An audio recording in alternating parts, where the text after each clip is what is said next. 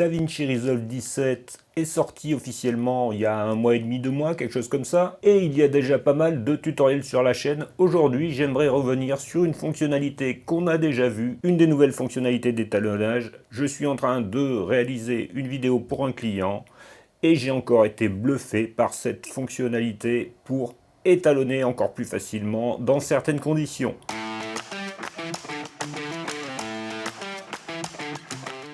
Bonjour et bienvenue sur Pixelnight. Alors ce nouvel outil, ce sont les roues HDR. Alors j'avais déjà fait un tutoriel complet sur les roues HDR.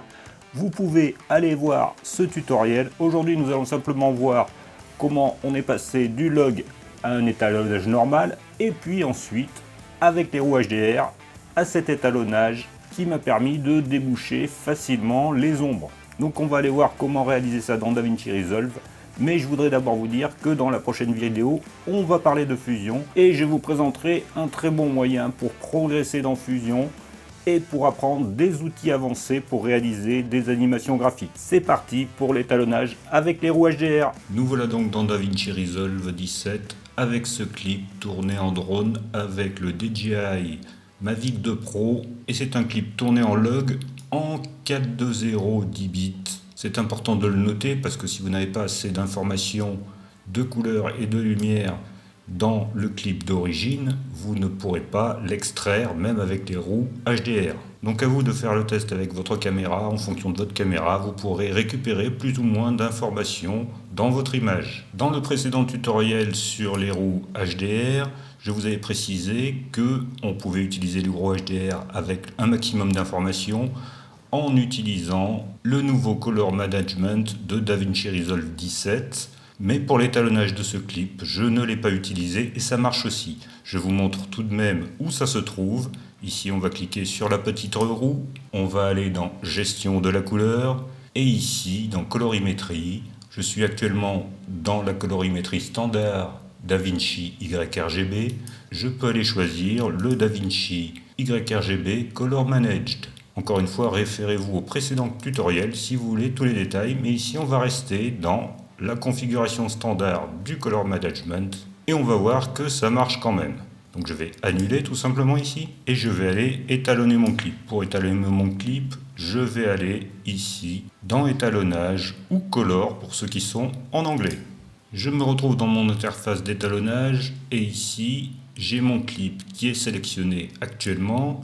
Et comme le but de ce tutoriel n'est pas de vous montrer tout l'étalonnage complet, mais seulement l'efficacité de l'étalonnage HDR, on va faire un étalonnage très rapide. Je vais utiliser un Power Grade. Ce Power Grade, vous pouvez le télécharger en utilisant le lien dans la description. Et vous trouverez aussi un lien vers la vidéo qui explique comment utiliser les Power Grade dans DaVinci Resolve et les luttes. Donc pour rappeler mon Power Grade, je vais aller dans la galerie.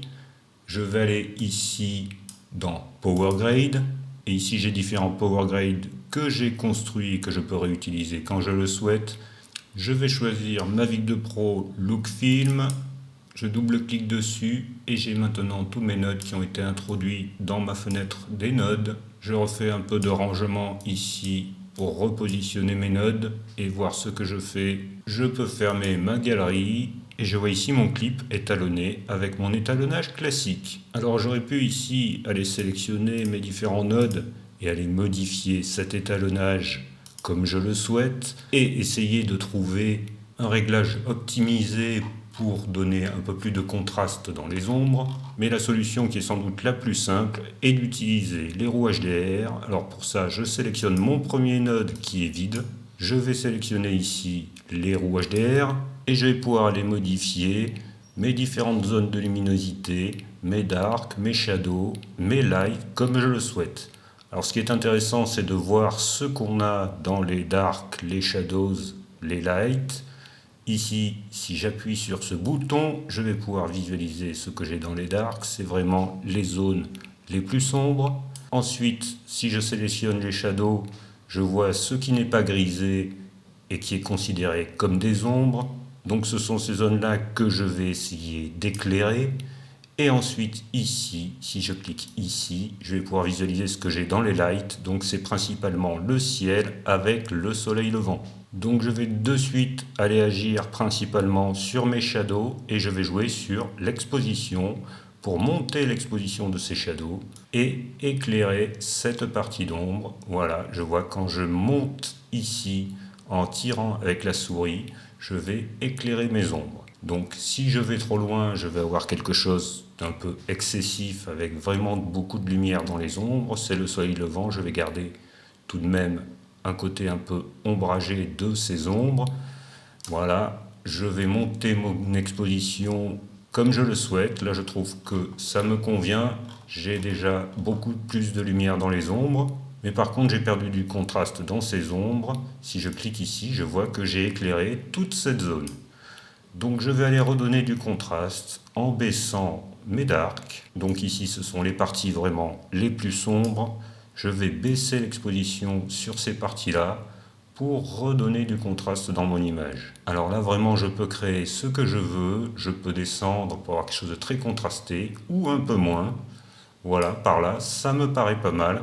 Comme ça, je vois bien les petits arbres qui viennent se dessiner sur la prairie. Et maintenant, je vais pouvoir aller retrouver du détail en baissant ici mes lights. Si je clique ici, je vais baisser l'exposition de mon ciel pour retrouver du détail dans le ciel.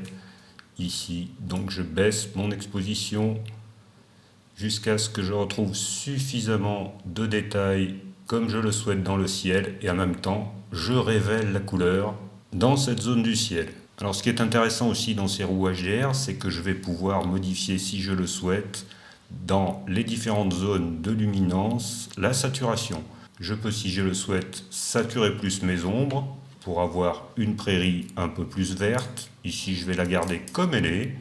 Je peux saturer plus mon ciel si je veux quelque chose de vraiment flamboyant, mais j'ai pas envie d'abuser de la saturation. Et par contre, je peux aller modifier ici avec la roue colorimétrique la couleur des différentes zones aussi.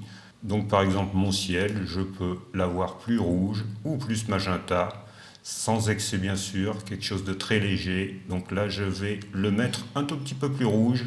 J'ai déplacé très légèrement mon curseur. Ici, si je me mets en plein écran, par CTRL F, je vois le résultat obtenu, qui fait une différence vraiment remarquable avant de faire ce traitement avec les roues HDR.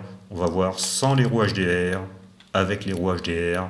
Cet outil de roue HDR de DaVinci Resolve 17 est vraiment très puissant. Merci d'avoir suivi cette vidéo. À très bientôt sur PixelLight pour d'autres vidéos sur la vidéo, sur DaVinci Resolve. Au revoir.